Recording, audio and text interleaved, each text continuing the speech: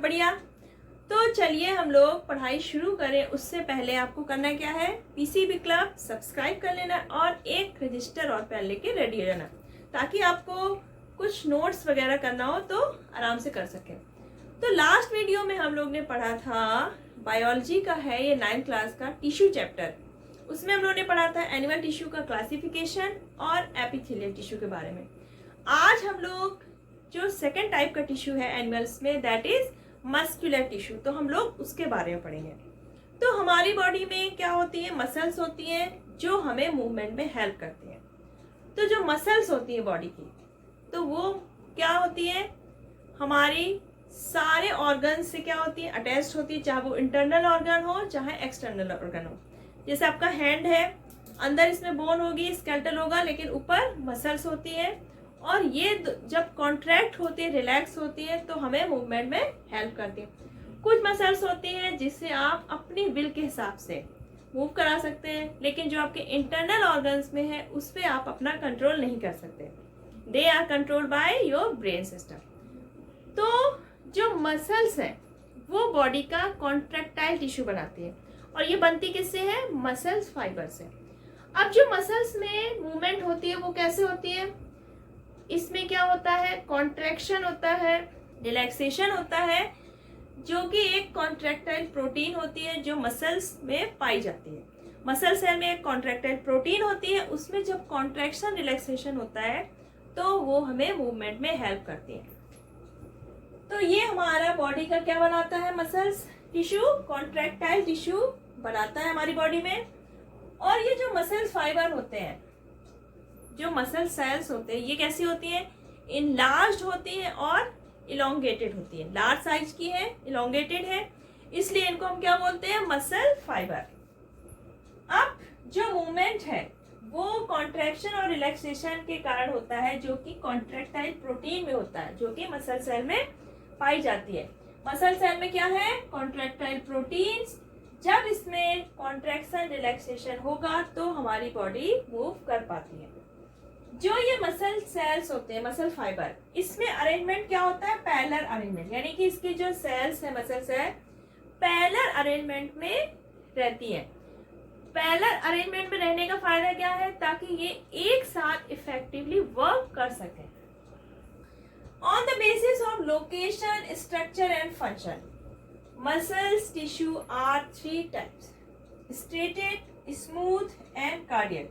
3 type की muscles हैं on the basis of location, structure and function. तो first we discuss about striated muscles. Muscle tissue में जो first type है वो क्या है आपका, स्ट्रेटेड मसल। अब जो स्ट्रेटेड मसल है इनको स्ट्रिप्टेड मसल भी कहते हैं, स्केलेटल मसल भी कहते हैं और वॉल्यूंट्री मसल भी कहते हैं। अब इसको स्ट्रिप्टेड क्यों कहा जाता है, अब ये देखिए, ये है एक स्ट्रिप्टेड मसल का स्ट्रक्चर।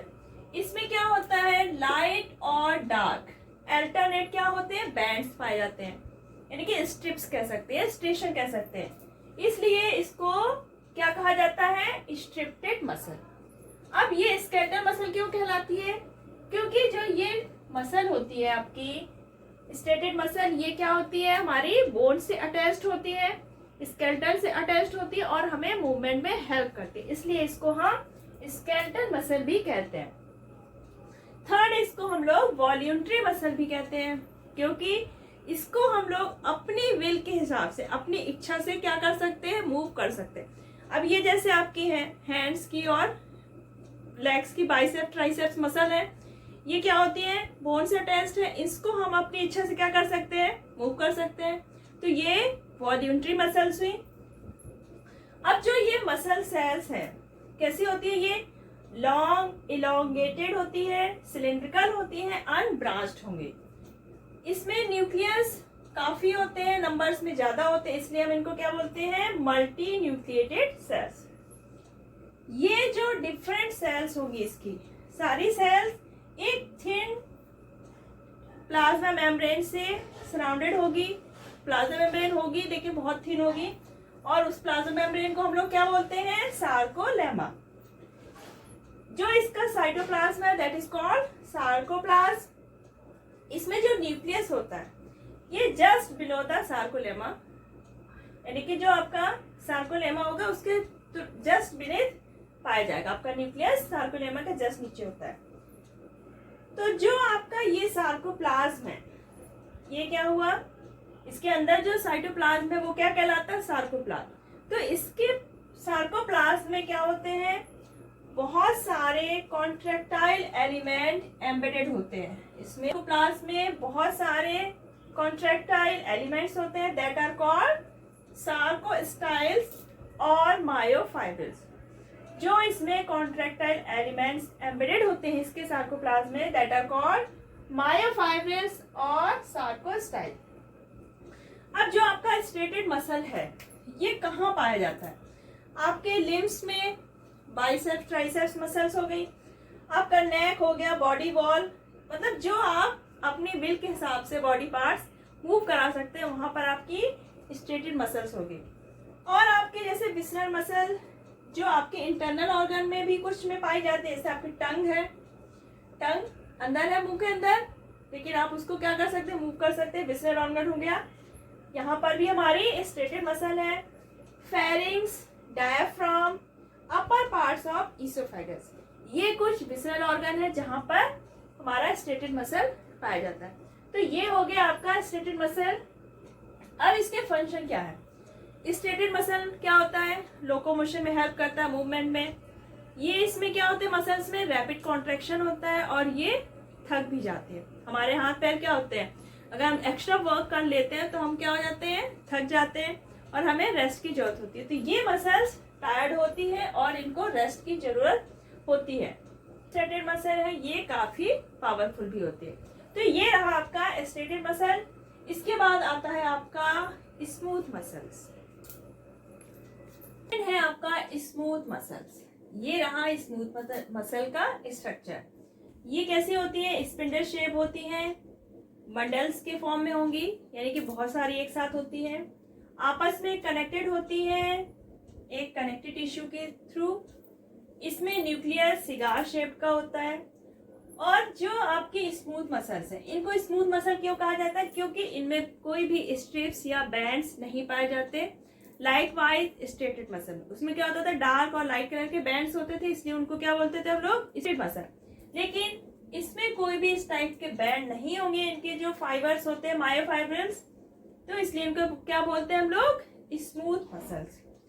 तो ये अनस्ट्रिप्टेड होते हैं, विसरल और इनवॉलेंट्री कहा जाता है। विसरल क्यों कहा जाता है, क्योंकि ये जो आपकी स्मूथ मसल्स हैं ये आपके बॉडी के इंटरनल ऑर्गन्स में पाए जाते हैं, एक्सटर्नल में नहीं, इंटरनल ऑर्गन में, इसलिए इनको हम विसरल मसल भी बोलते हैं। इनवॉलेंटरी मसल क्यों बोलते हैं, क्योंकि हम इनको अपनी विल के हिसाब से मूव नहीं करा सकते। अब आपकी एलिमेंट्री कैनाल है या स्टोमक में, क्या आप उसमें मूवमेंट अपनी विल के हिसाब से कर सकते, नहीं ना। अपने इच्छा से आप क्या आंतों को उसको फोर्स कर सकते हैं कि मूव करे या ना करे, नहीं कर सकते ना। तो ये क्या कहलाती है, हमारी इनवॉल्यूंटरी मसल्स। अब जो एक सिंगल सेल होगी स्मूथ मसल सेल की, उसमें एक प्लाज्मा मेम्ब्रेन होगा, अंदर क्या होगा, सार्कोप्लाज्म, और एक सिगार शेप का न्यूक्लियस होता है, यानी कि ये कैसी हुई, यूनी न्यूक्लिएट। और जो आपकी ये शेप होगा कैसा होगा, स्पिंडल शेप होगा, एंड्स इसके पॉइंटेड होंगे। इसके जो सार्कोप्लाज्म में क्या होता है, बहुत सारे प्रोटीन्स के जो फाइबर्स हैं दैट आर मायोफाइब्रिल्स। तो ये मायोफाइब्रिल्स में कोई भी बैंड्स या स्ट्रिप्स नहीं होते, इसलिए इनको हम क्या बोलते हैं, स्मूथ मसल्स। अब जो हमारी स्मूथ मसल्स हैं ये कहाँ पाए जाते हैं, तो जो हमारे बॉडी के अंदर इंटरनल ऑर्गन्स हैं, जो होलो ऑर्गन्स हैं, ट्यूबुलर ऑर्गन्स हैं, एक्सेप्ट हार्ट, हार्ट को छोड़कर हमारे बॉडी के अंदर जो होलो ऑर्गन्स है या ट्यूब टाइप के ऑर्गन है, जैसे आपका स्टोमक हो गया, एलिमेंट्री कैनाल हो गई, आपका यूरेटर हो गया, आइरिस ऑफ आई, ब्रोंकाई, है ना। तो आपके बहुत सारे इंटरनल ऑर्गन हैं जो होलो है, ट्यूब्स फॉर्म में है, तो वहां पर हमारा स्मूथ मसल पाया जाता है। बहुत सारी जैसे ग्लैंड्स हैं, उनकी डक्ट में भी होगा, यूरोजेनिटल डक्ट हो गई, ब्लड वेसल्स, इन सभी जगह पर हमारा स्मूथ मसल्स पाया जाता है। अब इसके फंक्शन क्या है? जो आपकी स्मूथ मसल है ये स्लोली वर्क करती है, लेकिन जो इसमें कॉन्ट्रैक्शन होता है वो लॉन्ग टाइम तक बना रहता है, इसलिए ये एक स्पेसिफिक मूवमेंट करती है, that is called peristaltic movement.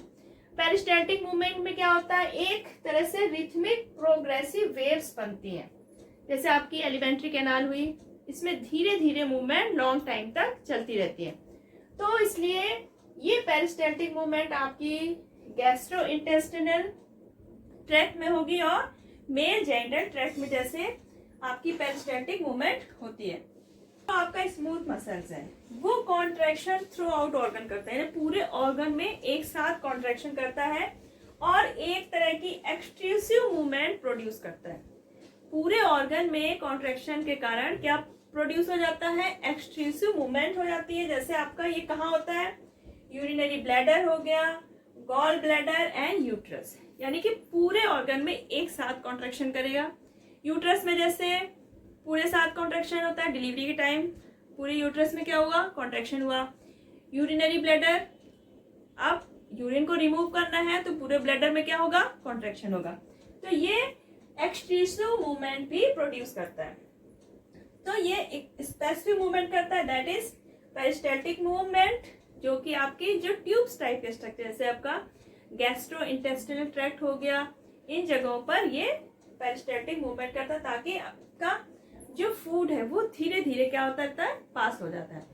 तो ये हो गया आपका स्मूथ मसल। नेक्स्ट है आपका कार्डियक मसल्स। कार्डियक यानी कि हार्ट में पाई जाने वाली स्पेशल मसल है कार्डियक मसल। ये रहा कार्डियक मसल का स्ट्रक्चर। कार्डियक मसल आपकी स्मूथ और स्ट्रेटेड दोनों ही मसल्स के कैरेक्टर शो करती है। इसके जो सेल्स होंगे वो ब्रांच्ड होती हैं और आपस में ये कनेक्टेड होती हैं। बीच में इनके क्या होता है, लूज कनेक्टिव टिश्यू भरा होता है जो कि सप्लाइड होता है ब्लड वेसल्स के। इसमें जो सेल्स होंगी उसके आउटर लेयर क्या होगी, सार्कोलेमा।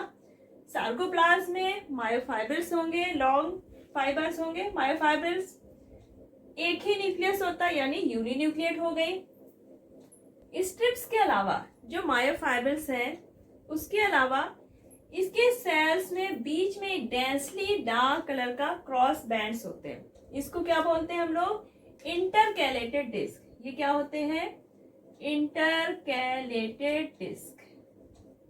ये एक्ट करते हैं एज अ इम्पल्स बूस्टर। ये क्या करते हैं, इंटरकैलेटेड डिस्क जो डार्क बैंड्स हैं act as a impulse booster. आपका जो कार्डियक मसल्स हैं ये कहाँ पाए जाएंगे, हार्ट की वॉल में।